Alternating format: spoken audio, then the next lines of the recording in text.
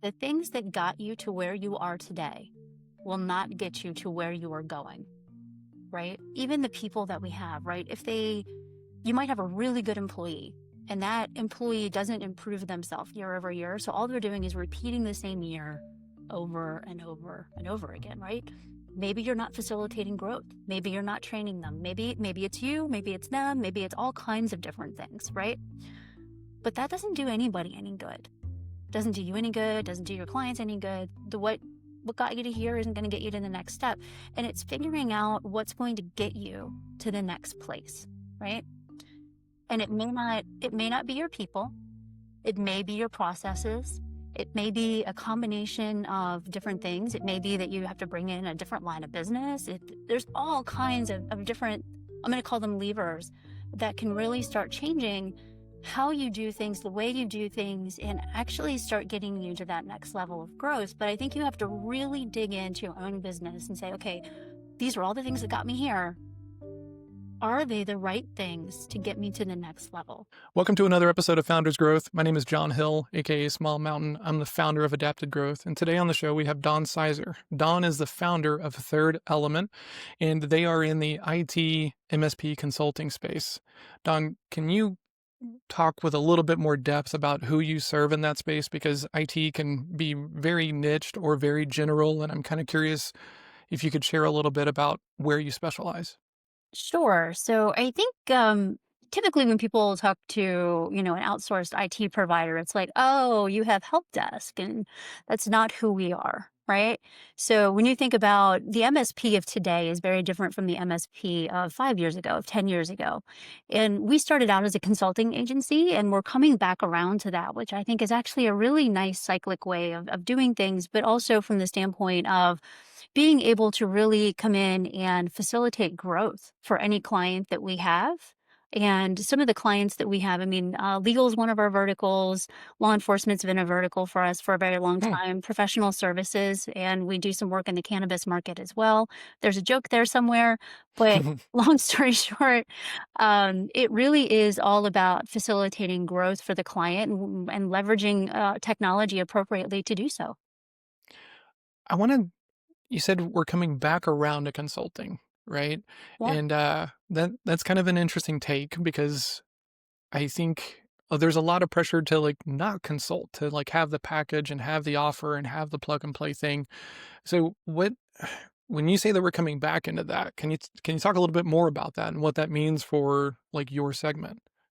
Anytime you have a market shift, right? And whether it was the dot com era, that was a huge market shift for everybody. Cloud computing, huge market shift.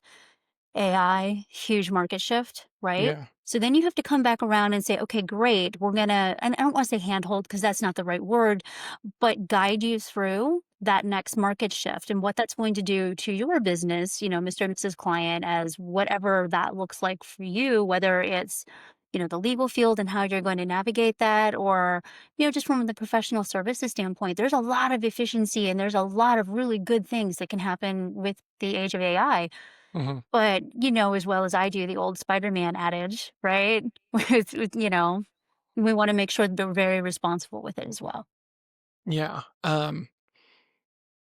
My old business partner had a secondary business in MSP, and he was talking about not just being break fixed, right? And this was back in like 2012, I think. And so this was a novel idea to me that you didn't just want to be the guy who gets called when something breaks, but now there's this other shift that's kind of happening, more of, being able to guide, being able to kind of reduce risk and kind of like, hey, we're here to help, but like we need to be able to help in this way. It's not just the way that they think that that help might show up.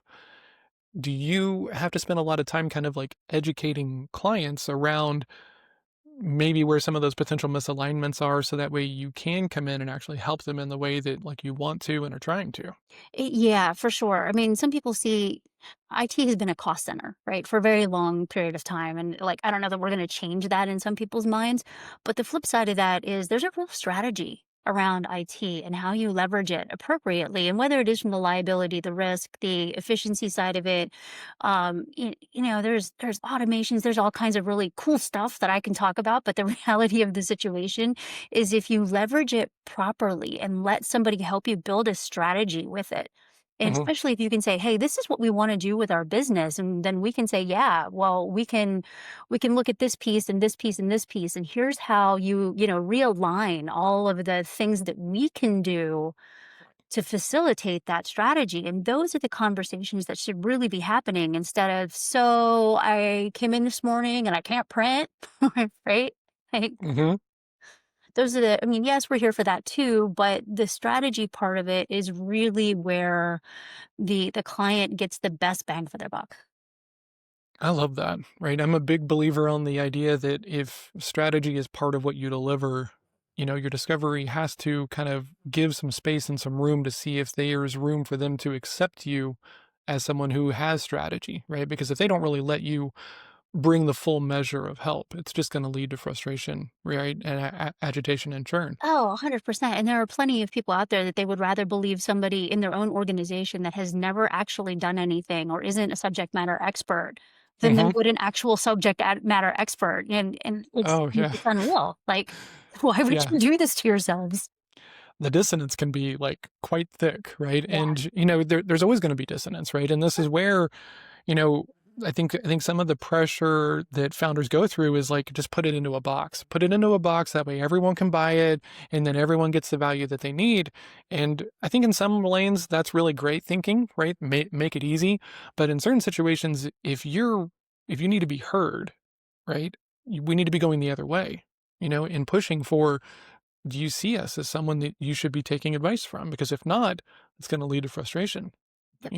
and potentially even sending them on their way, right? Because we can't force someone to kind of change how they want to interact with us. We just need to be like checking for alignment kind of thing is how we talk about it with our clients and stuff.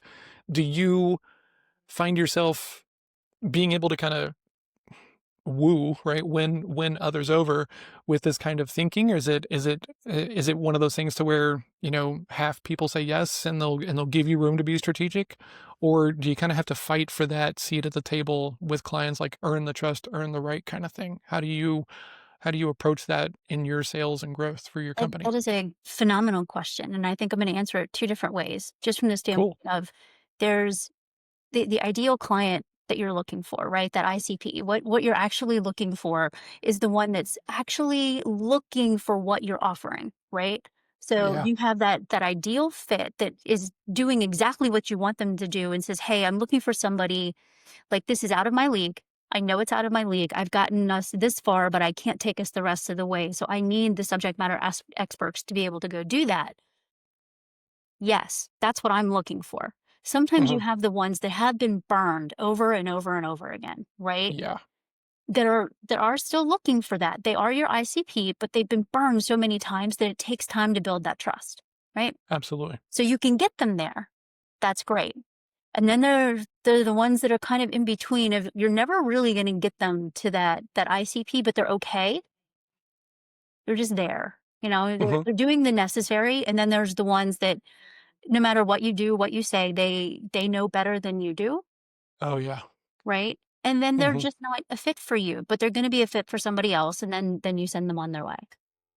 Oh, I love they're not a fit for you, they're a fit for someone else, right? Because I had a place in my own development and path of, well, if you didn't see value in my way, you were just kind of dumb. You weren't on the level. And with time and experience, I'm kind of like, oh, like there's a bunch of different ways of getting things done, right? Yeah, there is. I'm just very excited about my way, right? But in a sales conversation, we can't be too excited about our way. We need to be trying to figure out what is their preferred way if they have one, you Sure. know? So when staying with this idea for a second, Yeah. right? How do you tell someone in your sales conversations when you're at that impasse? Like, do you do like a, hey, it's not you, it's me kind of thing? Do you challenge them? Do you just kind of pull the ripcord? How do you approach that when it does show up for you? I mean, I think there's plenty of times where, right? The conversation's going off the rails, like, Yeah. you know. So, I mean, those are obvious, but there's other ones where you're starting to hear little red flags, right? Mm. "Mm, Mhm. I'm not liking that. Oh, I don't really like that." Or, they have some serious liability around things, or they have some serious compliance around things that they're not following, right? And do I want that liability in my organization? Because that's where it's going to land at the end of the day. Yeah. And when you explain to them, "Hey, this is what I'm hearing. Is that the case?" And, "Oh, yeah. Okay, great. Then here are my concerns, and, this is where I need you to be to meet those concerns because you're asking me to come into a relationship, which is basically this marriage that we're going to create, right? Mhm. No matter what goes wrong, I'm gonna be the one at fault because 100%. Yeah. that's what's gonna happen. Um, but I need you to understand that this is a relationship that has dual liability, right? There's shared liability here. Yeah. And I need you to be able to accept their shared liability. Here's what I'm liable for. Here's what you're liable for. And if we can't agree on those things, that's this isn't the relationship I want to get into. Absolutely. So Absolutely. How did you start out with this mindset and this ability to kind of like hold that line? Is this something you've learned with time? Because I mean, I talk with people who have been in business for a while and they're still not at that place of like we can't take on more risk than makes sense. You know, how'd you get to that plane?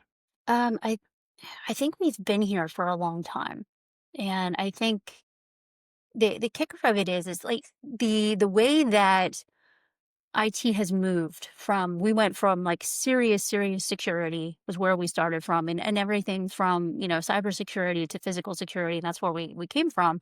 Mhm. And, then into like the standard MSP model. We've always been the standard MSP model before there was an MSP model, like that Mhm. monthly recurring, it's all you can eat, blah, blah, blah, blah, blah. That's what we've done from the very beginning. So we've always been there, but I don't know that probably after COVID, I think we probably set back and said, "Look, these are really the things that we have to stand on, and you need to understand that as a client, that if you are making decisions that we are now responsible for, Yeah. we all have to agree on what those decisions are. And if we can't agree on those, then we need to part ways."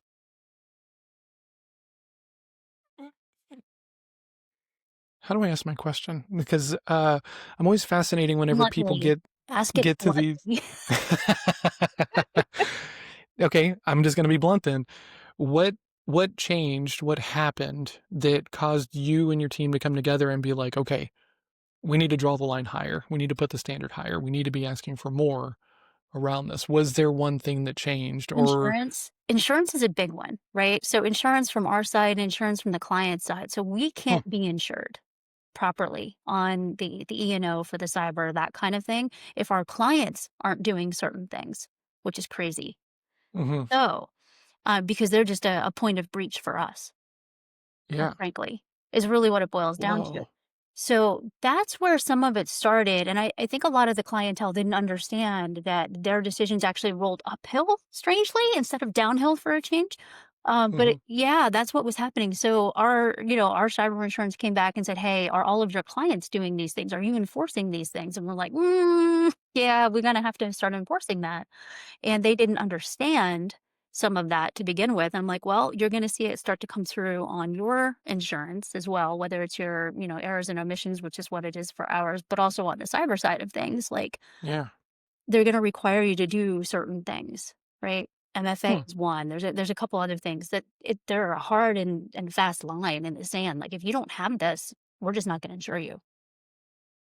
Whoa. Like coming from finance and working in banking and in some of like very regulated industries, right? It's always you got to do the right thing. You got to do the right thing. And sometimes you don't, if you're not really brought up in an environment to where like you have to do with the right thing, especially Right. sales side and growth side, becomes very easy to kind of go chase down anything that makes sense, you know?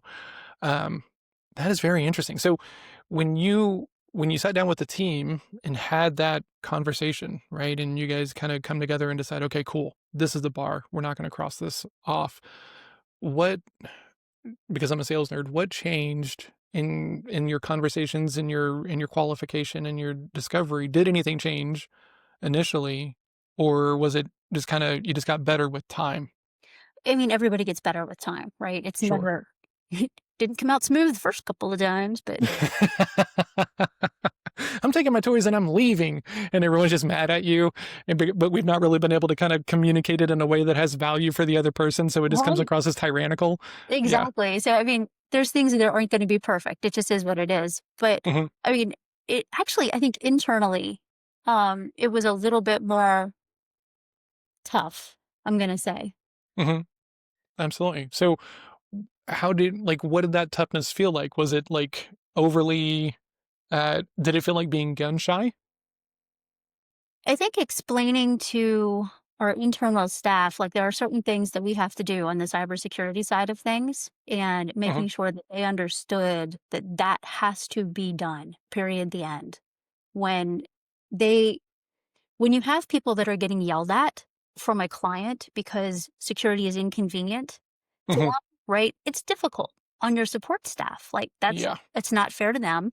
But the flip side to that is we've already told our insurer we're doing this. They've told their insurer we're doing this. It has to get done. Hmm. Because if Interesting. they have an issue, they've told their insurer that they're doing this, and now the insurer finds out they're not doing it. One, they're never going to get insured, like again. Like Yeah. that's going to be bad. And if they did have an incident or a breach, it's not going to get covered. Absolutely. Yeah. Wow. So I mean, I mean, the stakes are so real, they right? really Like, are. And it's not just like a preference or like a, well, we want you to be here. Like, no, there's real stakes to this. they're Do people 100%. hear that They're when you talk about it?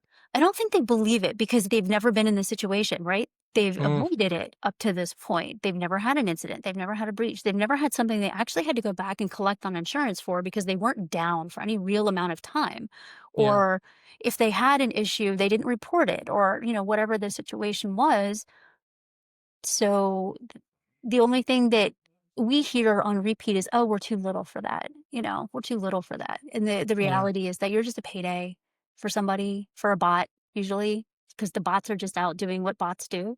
Hmm. Care whether you're big or small. If they hit, they hit. Interesting. Wow. Like, it's always like a weird thing to try to communicate standards, right? If you have high standards, right? And then it's always when I was in banking, well, you just have to tell them that we can only do the right thing, and sometimes that would lead to just as much frustration in the moment of those conversations, right? But when there's real stakes. Like, I love when it's clean and clear, right? Because a lot of salespeople struggle, a lot of founders struggle because it's not big enough to like easily see the no. It's tight enough that they're going to spend extra cycles and time trying to run it down, trying to make it fit, trying to compromise on something that maybe they wouldn't compromise on because they want, the revenue, they want the deal or different things like that. Well, I yeah, love when it's like a very clear line in the sand, right? That's but something I'm it always trying to do with my but it clients. should be clear, right? Uh, There are plenty Absolutely. plenty of cybersecurity frameworks out there. Pick Hmm. one, stick to it. It's clear, This Yep. isn't this isn't like strange things and they haven't just randomly popped up over time. I mean, this has been around for a very long time, whether it's NIST, CIS, whatever the case is, just follow a framework. Yeah, right. Just follow a framework. I love that. I might need to make that a t-shirt Oh, for that would both be of us. amazing. Just follow a framework, whichever one. Here are all of them. Pick one.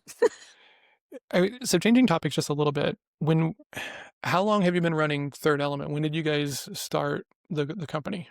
Oh 05 officially, and then we incorporated in oh 06. When we were first connecting to talk about you coming on as a guest, one of the things that kind of stunned me was how much you get really excited about the operation side of the business, right? A lot of people are kind of focused on the front end. They're very focused on growth and revenue and everything. And I think you need to be kind of mindful of both. But I'm curious, where does that appreciation of the operations come from for you? You know, I don't know. I wish I could say like there was some weird switch that like turned on because I came from the network engineering side of things and Hmm. it's all about the tech. Love the tech. It's amazing. Blinky lights, it's great. And then I went back to school and decided, I really just want to check off that, that bachelor's degree box. It's just a thing I want to get done. And I Yeah. decided to go back for IT management, which is, a bachelor's in IT, and did that and realized there was this whole world. about running a business and what this looks like and the actual management in the company. And then I got so in love with it, I decided that it would be a fantastic idea to get a master's in the same thing, which it turns out master's degree are all about writing. Like, who Hmm. knew? I didn't know that was a thing. But I found out and completed my master's degree. And then after that, realized that we had a lot of room to grow from the operational side of things and how we document and where our documentation is and how we onboard and our HR and all of the things that technical people do not think about running a company. They just don't because it's all about the tech. Yeah. Uh, I know a few MSP people, and a lot of them kind of default into the tech stack. And here's the things that we're selling. Here's the things that we're repping Sure. for, and stuff like that. And some people can hear me when I'm like, hey, like they're not buying the tech that you're reselling. They're buying you and your standards and your Yes. service levels and stuff like that. Yep. Some people can hear that, and other people can't. When when you came back in, we've had another episode where someone had ran a business and then they went through college and realized kind of how much they were kind of e-mything it a little bit, right? Back of the napkin and not following best practices and stuff like that. What did you take away from that time that has changed the business the most? Is there like one nugget or one different way of thinking or actually following the best practices as opposed to just trying to make it through? Is there anything that stands out or comes to mind as like, ah, this thing alone was worth all that time, all that writing, all that pressure? So what I found out, and this is one of those things that's total common sense, but not maybe as common as it should be. Mhm. The things that got you to where you are today will not get you to where you are going, right? Yeah. We've all heard this. We've heard it a million times. But what we don't take into consideration is even the people that we have, right? You might have a really good employee and that employee doesn't improve themselves year over year. So all they're doing is repeating the same year over and over and over again, right? Maybe you're not facilitating growth. Maybe you're not training them. Maybe it's you, maybe it's them, maybe it's all kinds of different things, right? But that doesn't do anybody any good. Doesn't do you any good, doesn't do your clients any good. So I think there's that, right? So Mhm. the what got you to here isn't going to get you to the next step. And it's figuring out what's going to get you to the next place, right? Oh, And it's interesting. it may not be your people, it may be your processes. It may be a combination of different things. It may be that you have to bring in a different line of business. There's all kinds of different, I'm going to call them levers that can really start changing how you do things, the way you do things, and actually start getting you to that next level of growth. But I think you have to really dig into your own business and say, okay, these are all the things that got me here. Are they the right things to get me to the next level? Oh, And that's it's hard. it's so hard, It's so right? hard. And the honesty and the brutal honesty that has to come along with that to yourself, to your team, to your clients, it's awful. It is really awful. Yeah. Um, so one of the things that I have to talk about a lot with my clients are blind spots, right? Because you don't even know to look over here, Yeah, right? for sure. How do you have any examples or frameworks or maybe things that you and your team do about being able to see where you might be leaning into status quo thinking and like, let's just keep our head down versus like, hey, maybe we need to change the question, change the game, change our thinking. Have you guys found any ways of being better at that as you continue to grow? This is another one of those really simple things that everybody overlooks or a lot of people overlook or they don't have the right things in place, right? Hmm. And it's metrics, Mhm. Yeah, you cannot measure, you can't manage what you get, what you're not measuring, right? right? So what we have found is that they tell you who's the right people on your team. They tell you who the right clients are. They tell you whether or not you're making the right amount of money. They Hmm. tell you all kinds of things, right? But if you're not getting the right metrics or not looking at the right metrics, because you can look at all the metrics on the planet, but if they're not the right ones, it doesn't matter. Yeah, But I think that's one of the best ways to tell. Um, epic. What a great answer. So, okay, I'm gonna dive in. I'm gonna push on this a little bit, okay. Don, because I'm curious. Yeah. w- Um, I'm a data nerd, and one of the things that I think about all the time, much to your point, everybody wants all the data until they think about the cost and the tracking and the systems to build those things. Sure. And so then a lot of people also like one data point, you know? And one of the things that I talk about with people is any one data point is going to be a vanity point, right? But 2 points, we start to define our culture a little bit. So I'm curious, what is the weirdest thing that you have tracked or put a metric behind or put a goal behind that caused some lift, caused some change, caused some visibility in a way that you weren't expecting? Let's see. So many of them, right? Awesome. Like, Um, feel free to like, if there's three that come up, because I think, I mean, talk about blind spots, like, okay, how many dials did you make? Oh, I made 150 dials. Okay, great. How many conversations did you have?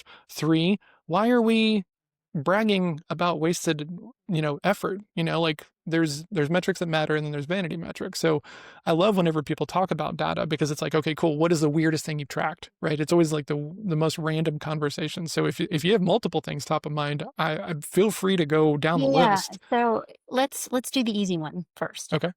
Reopen tickets. Oh, interesting. It's easy. Okay. It's an easy one, right? How many tickets have been reopened? Now you have to take out the ones that, people are like, oh, thanks, this is working great, right?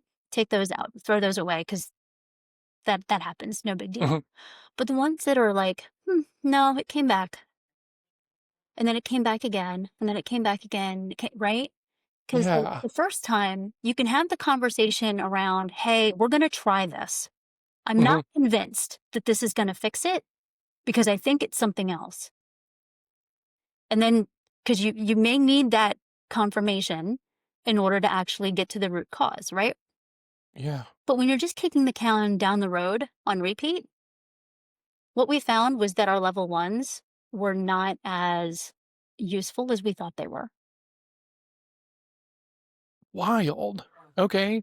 I mean, and what I love about that is like, I hope that everybody who hears that is like, duh, right? Because it is one of those things that when it comes, this is why I love this conversation because yeah, that obviously makes sense. But because I'm sure everyone else is just like, how many total tickets were opened in our last reporting window and stuff like this. And there's no further thought process around it. I love that. Do you have any more?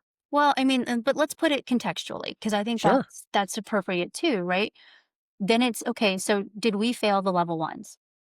Because I think that's an appropriate look. So we look over the context of the ticket. No, those are all things that the level one should have been able to do.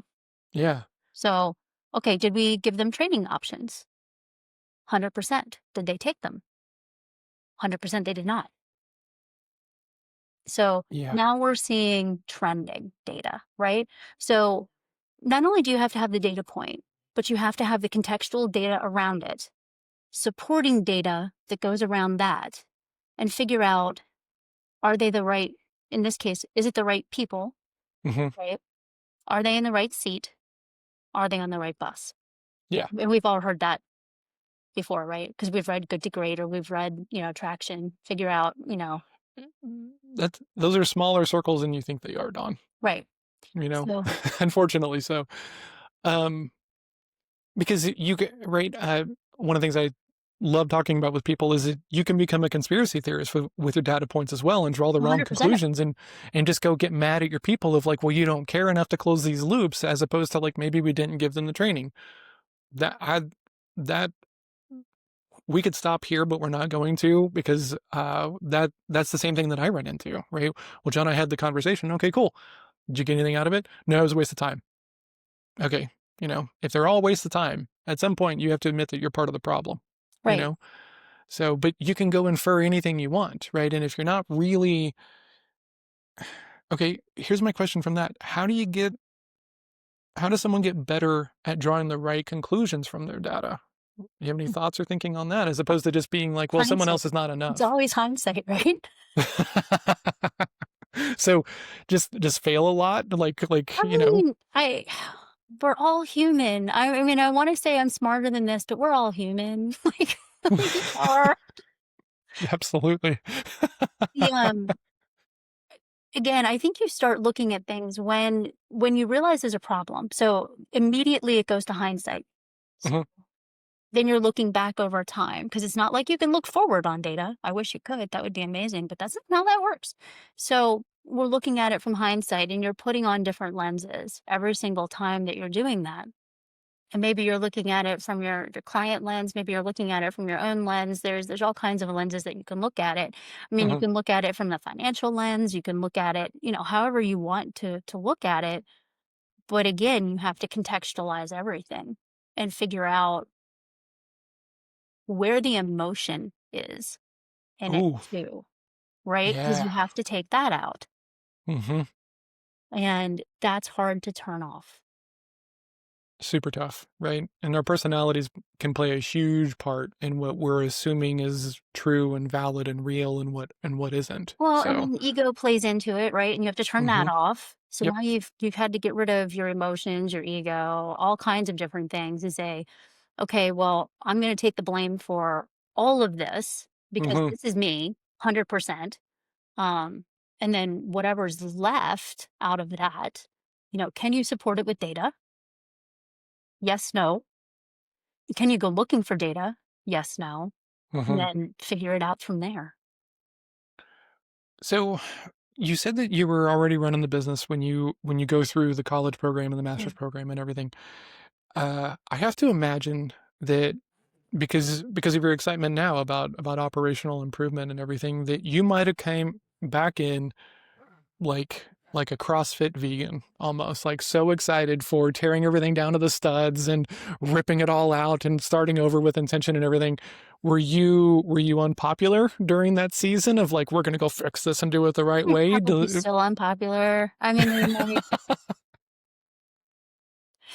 it, to be fair, we have a it's actually a really good 3 o'clock Monday afternoons. The crazy that goes on Monday through the day, right? Mhm, We all have a chance to, take a breath, do whatever we need to do, go have lunch after the rush of, I didn't do the thing I should have done on Friday and I was waited till Monday and now it's a problem for you guys. That wears off. And mhm, then we all sit down Monday afternoon and say, how can we make things better? Right? What is yeah, something that we can talk about? And a lot of it has run around on, communication internally. How do we, make our tools talk better? How do we talk better to clients? How do we get information out? Like the big Cloudflare thing that happened not too awful long ago. Like, how do we push that information out? mhm, Only that, but how do we make clients not mad at us? Because we're not Cloudflare. We don't yeah, we don't control that, but they're like, oh, I need this to do my job. yeah. Okay. I understand that, but I can't control the internet. I wish I could. That'd be cool. I'd be wealthy. Uh, but that's not Interest how it works. So we're looking at that kind of thing and or, our portals. What needs to be in there? What would make things more help?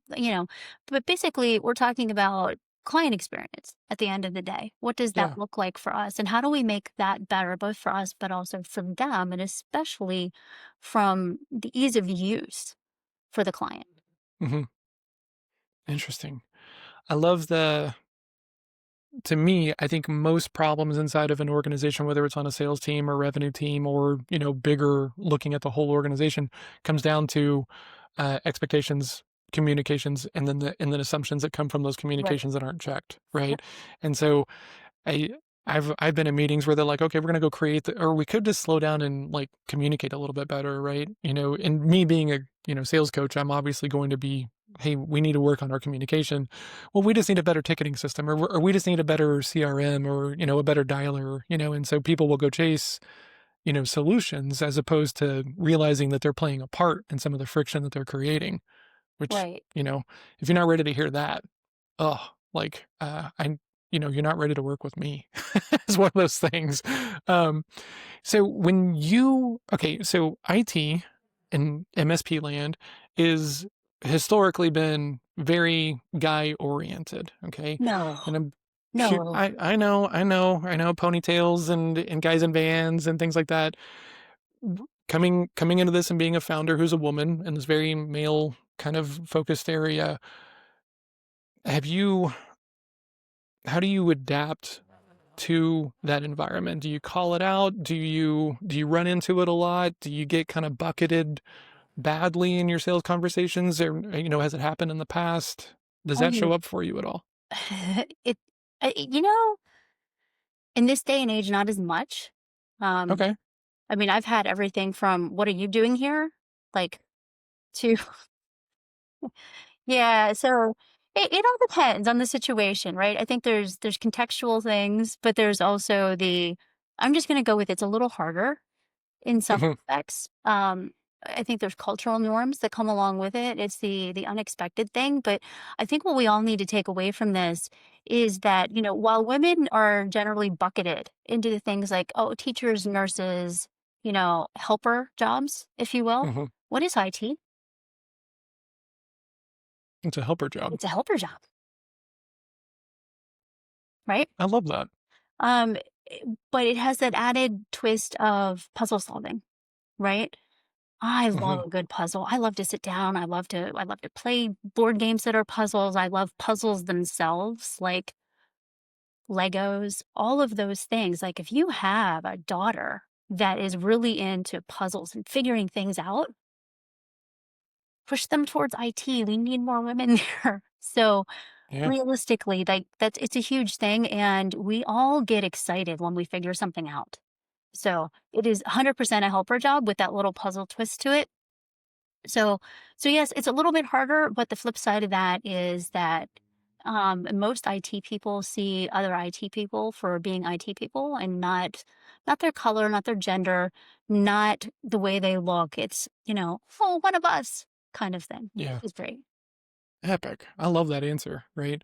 It's nice to know that people are seeing that it is changing for the better, right? Because some people don't do enough volume to see that change for themselves, right? Because the other part of it, and this is the hard part about being a coach, is like we have to develop ourselves to be able to navigate that stuff, as opposed to just expecting that it's going to be okay or that it's not going to be a problem. Like if it becomes a problem, we need to be able to kind of see it, have a conversation about it, see if it's a deal killer, because that risk of not being seen as a strategic person, if what you do involves strategy, means that you should cut bait like 100% of the time, in my not so humble opinion about it. Yeah. Um, I mean, there's plenty of times so I've said, I'm going to need you to repeat that and maybe explain that to me. I can see that being your like rapid fire response, right? And it being so well honed, because I get the gist that that is an intentional response, and maybe the emotional unintentional response might have some heat on it in those moments Might when have a you're little heat on it, but I think it stops whatever the thought absolutely. behind it was. It stops it dead. And it was like, Yeah. oh, no, I didn't mean anything by that. Okay, cool. Moving on. I love that you check the assumption, right? Because sometimes oh, this person is just the worst, right? And like we can check, like our job is to check, honestly. Hmm. How stringent are these opinions? How hard are they being held? Because Yeah. if they're too hard and it doesn't align, we just need to go find something else to go do or someone else to go talk with. Yep. I love that. When we were talking before the call, you said this other thing that I found really interesting. You talked about the modular side of the business and finding I think the exact words that you said, and forgive me if I'm wrong, I might have been putting them into my own kind of format of like feeling the snap between the boxes. Yeah. Can you So, talk about what that idea means for you? yeah, I think I liken it back to the Lego thing again, right? Because if you're building, you're building your little Lego creature, Hmm. right? You have to start if they have feet, you gotta start at the feet because there's nothing else to, build on it or, you're putting things together in a very modular fashion. And even if you follow the instructions for a Lego build, like I've got one behind me somewhere, but I think it's probably on the other side. There's a cool little Vespa back there. They give you a really nice, yeah, it's a fun. I love Legos. Anyway, I do too. I never have time for them, but every time I'm in like any store and they have Legos, I'm like, I would buy that one, I would buy that one, and then I'm like, when are you gonna have the time? And then I never, and then I put them down and walk away. never. I'd end up with like a whole bunch of Star Wars things. So they give you this really nice book, and in there, they do everything by like piece by piece by piece. Really nice instructions. Here's exactly the way that you need to build this. Businesses aren't that much different, right? And they all Hmm. have to work together. If they're not working together, you're going to have this weird dysfunction, or you're going to have toxic people, or you're just going to have, broken processes and things aren't going to work properly. So it's that click when you know you have something right.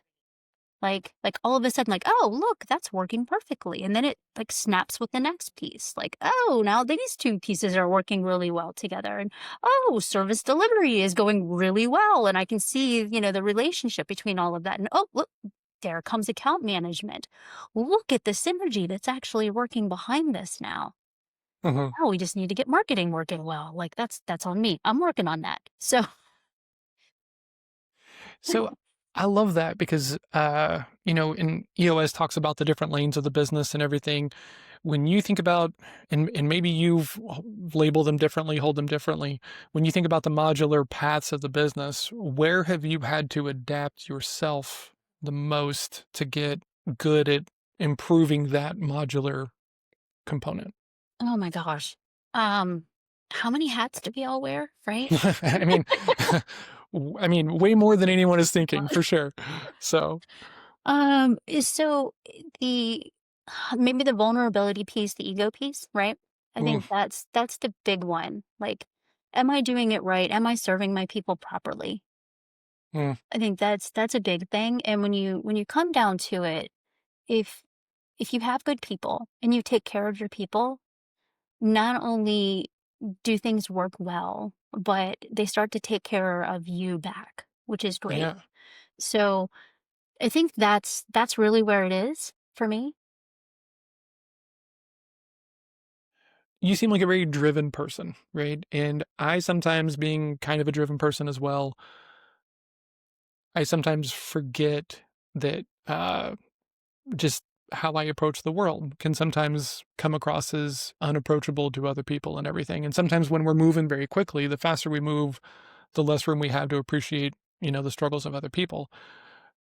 How did you realize that you needed to shift there, that it wasn't serving you, and that change needed to come from you as opposed to expecting other people to change?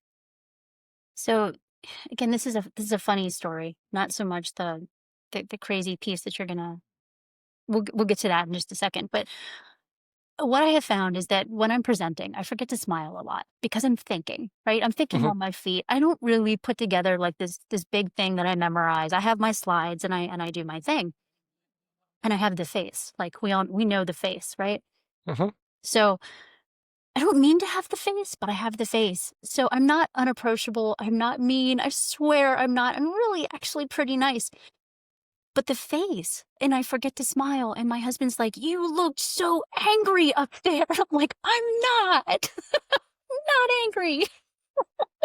Oh, if I had $1 for every time someone was uncomfortable just because my face is in, I'm trying to figure out the puzzle, right? Because Right?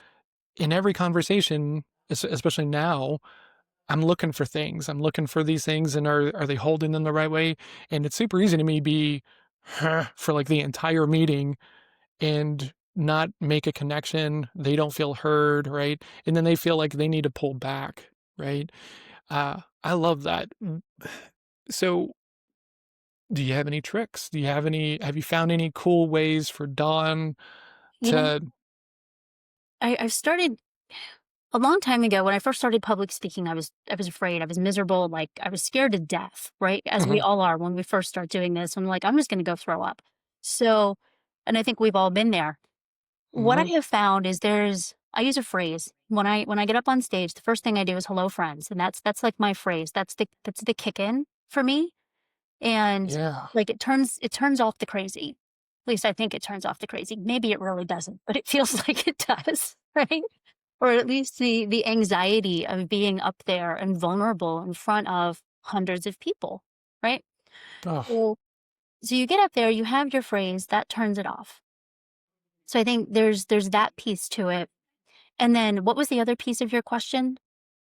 I honestly, I forgot because I'm so fixated on this idea of, like, the hello friends being a key for yourself. Like, did you learn that from a coach? Did you learn that from a book, or was that just something you kinda fell into by, like, doing lots of reps of speaking? I think it was lots of reps of speaking. So, Wow. and I don't know, I'm sure somebody else has said this because they're way smarter than I am, but it works really well. And it's one of those, like, I had no idea that you could like turn off that bit of anxiety that you have with like a simple phrase, like, okay, it's the light switch of turning on the persona that has to go up on stage, and that's the phrase that does it.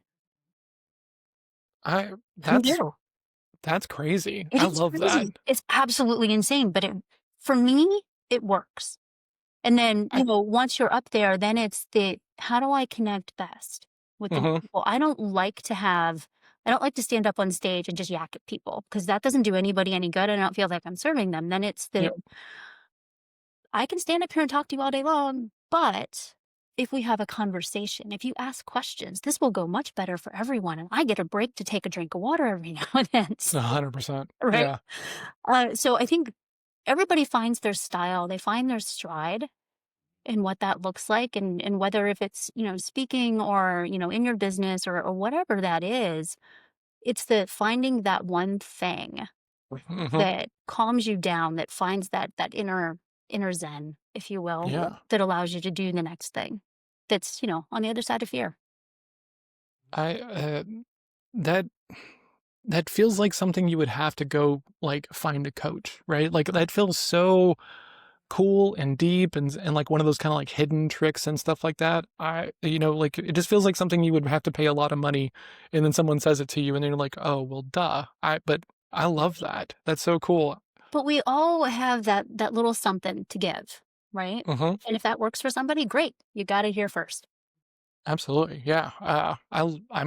I'm a big fan of routines, right? And I like having a warm up for my day, and I like having a wind down for the day, and little things like that to kind of help put me in the right mode. Um, that is so interesting. The Hello Friends, that's so cool because what I've found for myself is, I'm still newer to speaking and everything. And I like more of a workshop vibe than I do like a keynote, right? I've only done one keynote and it was cool. It was really great to have the opportunity and everything. But it's like everyone is like, okay, show us the way. And it's like, I wanna help you find the way kind of thing, right? And that means so I'm more of like a workshop guy in my current stage. And the aside for that is, like, it's okay to be a workshop guy, like, there for a while, I was, like, trying to, well, I'm not doing good in this lane unless I am doing these things, and it's really okay for you to find your lane of greatness that puts you into a flow state, right? And if that's more collaborative kinda speaking stuff and workshops and everything, there's not anything wrong with that, right? Once again, it's super easy to chase a vanity metric that doesn't actually serve you. So, I love that whole thing about, noticing the discomfort, noticing how easy it is to talk at people, right? Versus actually having a connection and giving them something that is actually gonna help them, That is Well, and very even cool, Don. even when you're keynoting, right? Just because you have to get through certain things in order for the keynote to make sense. Like Mhm. that's a thing. Like you just have to do that. Yeah. But there are strategic places you can always build in for that, right? And then it draws the connection deeper. Mhm. Every little piece that you're bringing in, right? Because you can even stop and just say, "Is everybody with me?" You know, and Yeah. again, you get that connection. Or what questions do you have? Because you're assuming that they have one, and then somebody will be like, "All right, how'd you do that?" Okay, here we go, because I have my next slide prepped exactly for that. It's weird, it's like we've been here before, It's and like I'm prepping you to ask that question, but again, I mean, depending on what you're doing, right? And it's no different whether you're standing on a stage or Mhm. whether you're talking with your team through the day, right? Yeah. Same conversations, phrased differently, doing different things, but it's the same type of thing. I like the fact that I can come in and I can have a conversation with my team, whether it's my service team, whether it's the admin side of things, and we're all learning from each other all day, every day. Mhm. That is awesome. How big is the team, Don? We're How many we're all people? 15. We're not huge. 15, okay. When when you think about the growth of that team, I'm curious, was there a space that felt like a ceiling, right? Was it like 10 and then to 11 felt like a big deal? Was there a place in your growth to where you're like, "Okay, we can't grow past this," because you either felt like you like shouldn't or you weren't sure how? Yeah, yeah, for sure. So we were 21 at the beginning of the year. Oh, okay. Yeah. So yes, it's a unique question to ask, right? Because there's a certain strategy in shrink to grow, as you well know. And the thought around some of this, right? You get to about 5 employees and you have this really well-oiled machine. And Hmm. especially when in our case, we had a core of 3 when we got started, and adding that first one after that core was hard. Right? Yeah. But then the one after that, not as bad. The one after that, totally fine. Once you get to about 7, Hmm. things get a little wonky, because you don't have all of your HR stuff. You don't have a lot of the bones in place, if you will, to start Hmm. actually grow. And if you're starting to scale, right? Because MSPs start to scale pretty quickly once you get past about 5 people, which sounds really ridiculous, right? Because you think of scaling like, oh, you went from 20 to 50 to 70. Yeah. Because we can do things at scale, because of the tools that we scale with a lot less people. Interesting. So, So, interrupting you for just a second yeah, because I'm curious, right? Since it scales so differently, is there a piece of business advice that you think MSPs in specific should ignore when it comes to thinking about scaling? Like a piece of dogmatic advice or a tweet or something else like this that like might work for other people, but is categorically not the way to be thinking about it in MSP because it scales differently? yeah, headcount is not capacity. Headcount is not okay. Can you talk a little bit more about that? What is that? Yeah, so the capacity to do any job, right? Hmm. For us does not depend on headcount. Again, because of Oh, tools, because yeah. of Okay. scaling, because of what we can accomplish, capacity is not headcount. Is there like a big segment of people who are just mapping capacity to their head count and that leads them to, I guess, bad ceilings? Like what's the negative output if you're not So, thinking about it that way? yeah, I think it boils down more to the thought process of you can always get more done if you just hire more people, Ah, okay. right? Hmm. And that's not always true with this industry. I can hire all the level ones I want, but their capacity is actually very small, right? With what they can do. But if I hire a level 2 or a level 3 that knows how to do really good root cause analysis and has a really good background, their capacity is so much larger and Interesting. deeper than a lower level person. I mean, it's no different than if you hire somebody right out of college. They've never actually done the job before, right? Their capacity, small, but Hmm. they have the ability to increase that capacity considerably, just Hmm. a matter of time and training, right? So how should people think about it differently, right? Because if it's not okay, we're going to have 5 users per person. How do you redraw the map so that way you're doing it intentionally in the right way for MSPs and IT? So the kicker of it is I think we're all trying to redraw the map probably on the monthly. Okay. Um, tool efficiency is a big thing for us, Okay. a huge thing. And the better we can make our tools either talk to us, talk to each other, right? The more efficiency and capacity we end up with. Interesting. Exactly. So, which is why you always hear, oh, I've got these tools that all integrate really well together, right? Hmm. It's huge for us, huge. So that takes where it used to be like 2 to 300 seats per person, now can be 5 to 700 seats per person. Wow. So again, headcount, not capacity. And so it almost, one of the things that I caution a lot of my clients on is to not take someone else's benchmark and try to run your business on it, especially when 100%. it comes to sales and growth and marketing and everything. Um, what how do I phrase my question? Is there a range of thinking around this of, how can someone do it right if they're starting today, right? Like they're like, "Oh, okay. Don sounds like a very smart person and this thinking makes sense to me. How should I be thinking about this at the jump?" Because, it's super easy to hire a salesperson and be like, Mhm. "Okay, well just make 100 dials because that's the standard, right?" But, like it might once again be leading you in a different direction. Uh, how do you get good at that, especially in the early days? You don't. You fail a lot. I love how blunt you are. You're just like, you're not going to sugarcoat it at all. You're just like, no, you're just going to screw up a lot. I mean, I wish there was a better way, right? Unless you have somebody that says, hey, here's the exact thing that we use. Mhm. This works really, really well, right? There's coaches out there. There's tons of different. Pax8 Academy has something really cool. There's a bunch of other coaches out there that'll show you like if you do it this particular way with these particular tools, it actually works out pretty good. Mm, Can you tweak them? 100%. Can you take something that's off the shelf and make it work better together by yourself? Sure. Like, yeah.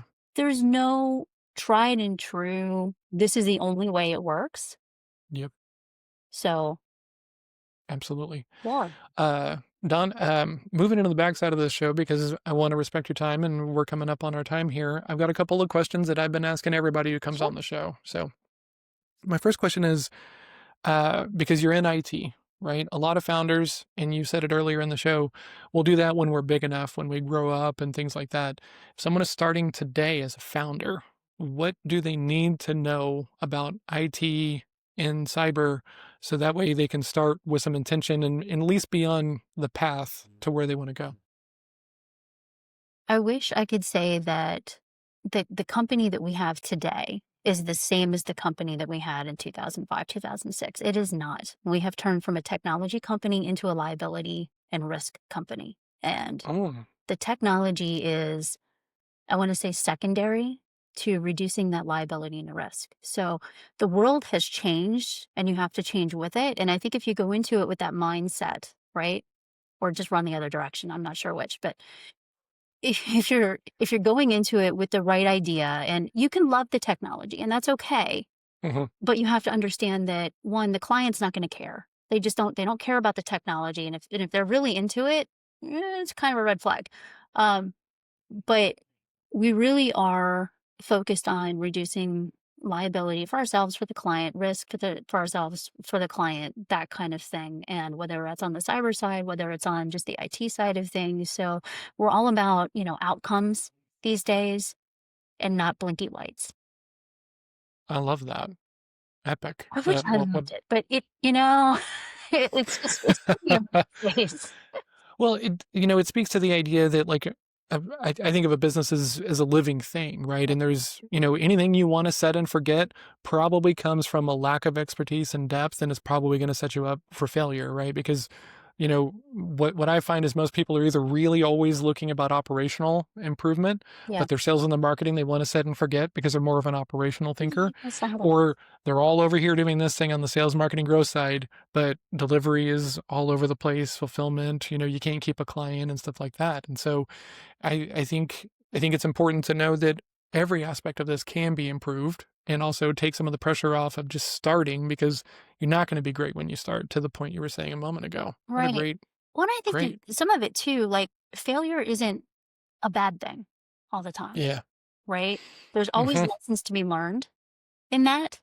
And as Yeah. long as you learn them and you don't repeat the same thing over and over and over again, that's fine. Because you're gonna have, big failures, little failures, things that you laugh about, things that aren't so funny until, years later. But as long as you turn it into a lesson, it's not failure. It's just a lesson learned. Yeah. Oh, I love that. Um, you know, we talked a little bit about community in the call before this, right? And I'm curious, right? With community comes lots of hot opinions and hot takes and business dogma and mantras and everything. What is the piece of advice that you hear regurgitated, talked, posted about constantly that you can now appreciate, but you couldn't really appreciate it until you had to like work your way through it yourself? I wanna believe that there are. I know I gave you an answer about this previously, but I'm gonna change it, and that's okay. Okay. Yeah. The, what we hear, and I think this goes to like any industry. It really doesn't matter, whether it's this one or another one. We're sold to all day, every day, right? Doesn't matter what the situation is. Hmm. And what we don't think about forefront, or at least I don't think about forefront. I mean, I listen to somebody's pitch and I think, it's an interesting product, blah, blah, blah, blah, blah. But that person is there to sell you something. They're not there to address your pain point. They're not there to fix anything. They're there to sell you a thing. Like, right? And we don't always keep that first and foremost in our mind. So, yes, we need to buy things. Yes, we need to resell them. But just because somebody is standing in front of you trying to sell a thing doesn't mean that's the right thing. Oh. Do you think that shows up more for MSPs because tech stack and, stuff like that? Um, I think the marketing has gotten pretty well ahead of what some of the capability is on some Mhm. of these things, right? Yeah. So, which is why I'm saying it the way that I'm saying it. I'm not saying that, they're out there to do a bad thing. I'm saying that their job is to sell you a product, They right? have a goal. Yeah. Have a goal. And we forget about that sometimes. Interesting. Okay. Um, so as a sales guy, I know there's no such thing as a free lunch, right? And I'm always Right? shooting down things that are not worth my time and, oh, hey, John, we love you to, okay, this doesn't make any sense for me and stuff like that. How do you how do you ride that line about being informed about what's in the market and looking at new products and making sure that you have industry leading, tech in your tech stack, but also protecting your time, protecting your focus, staying in the lane? How have you gotten better at that over time? Uh, Or no, sorry, hold on. Not how have you gotten better. How do you ride that line? yeah. So one of the things that I've started doing is tell me how it fits into the framework that I follow.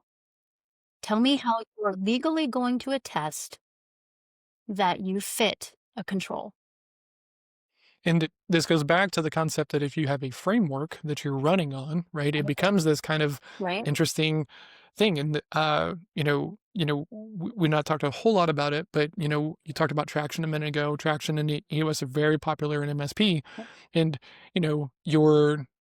your framework are also your values, right? If you take them that deep enough, right? If you make your values and all that stuff with intention, it becomes really clear where it's not in alignment. And so really leaning into, okay, what is the use case? Like, here's how we're running. Does that fit within this? Oh, that's awesome. I love that. But How, salespeople do not. So, well, I mean, and this goes back to like a cultural thing, right? Because if you have real actual consultative sales motion in there and solutions focused right. and also like looking for high alignment, we should be having the philosophical discussion about like, okay, how do you see your IT do you see them as a partner or do you just see them as a cable monkey? Okay, we just see them as a cable monkey. Cool. I hope you find exactly what you're looking for over here. Not, well, let me tell you why you're wrong, right? Right. And why you need to treat us differently. Like if that's how they feel, that's how they feel. And if it weren't for, sometimes misaligned goals or lack of training or lack of awareness and stuff like this, I think it would be easier for salespeople to hear that note, right? And with MSP having so much kind of like tech that's available to purchase and yeah. Like I mean, I've been to I've spoken at some MSP conferences, right? And then the vendor hall is like, full court press to get into the space. 100%, right? And there's great vendors in our space. Please don't get me wrong. There's Mhm. plenty of phenomenal ones.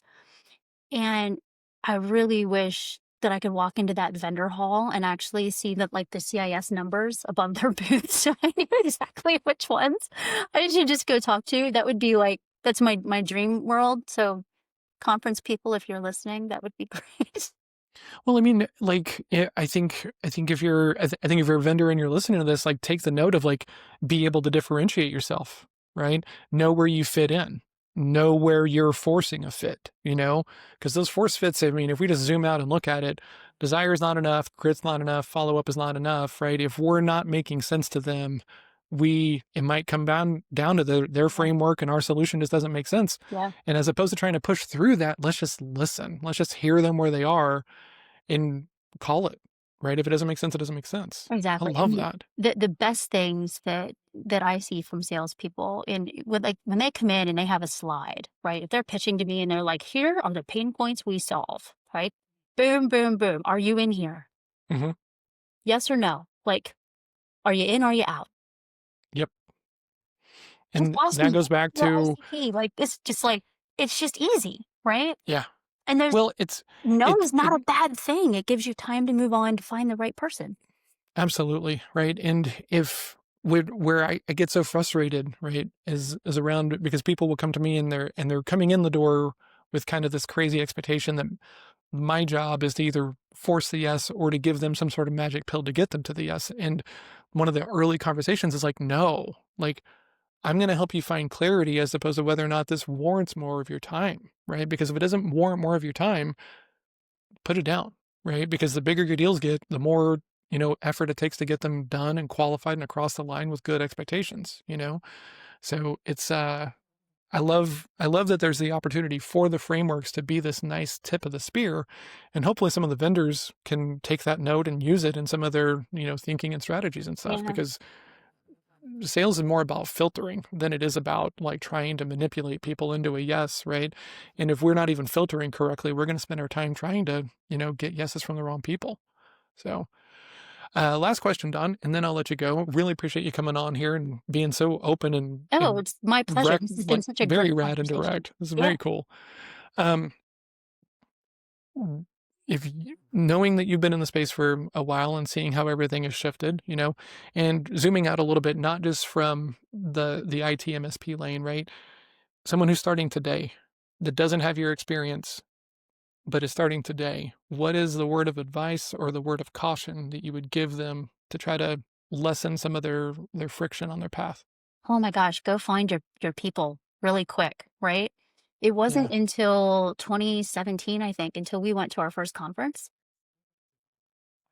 Had no idea like the whole IT channel existed. Like had no clue. Yeah. Uh Community is like such a cool thing, right? And one of the cool things I think about IT land, MSP land, is that there are lots of peer groups and community driven things and stuff There's like so that. many. There are so But you can many. also spend your time in slightly the wrong one, right? And then you're drinking bad Kool-Aid, and you might be selling yourself on the fact you're supposed to like this Kool-Aid as opposed to maybe doing a little bit more work and effort to find the community that really aligns so that way the Kool-Aid is fun to drink as opposed to trying to like just pinch your nose and make it through. Interesting. 100%. 100%. Yeah. But find your people is definitely the big one. And the the idea that everybody is your competitor would be the other one. That's not true Oh, in this industry, right? So while yes, you might be right down the street, picking up the phone and saying, "Hey, we're new to the market. This is our lane. Is there any place that we have synergy? How do we work well together?" That kind of thing. I like co-opetition. I like that. I've never heard that label before. There's Co-opetition. Yeah, I mean, I've done plenty of work for other MSPs that Mhm. did, something very specific that they didn't have that we do, and happy to throw their shirt on and go to work for them and service their client and do the right thing by them. Yeah, 100%. I uh, I got really lucky. My sales coach, he was part of a franchise model, and one time I kind of like looked around and saw how many other people were in the same framework, and I was like, "Aren't you mad?" Yeah. And he, in this super surreal conversation, he goes, "Why would it be mad?" And I was like, "There's 5 to 6 other trainers here in DFW, like in the same franchise model." And he goes, I mean, do you think it's more important that I like win the deal, or do you think it's more important that the person gets the help that they need?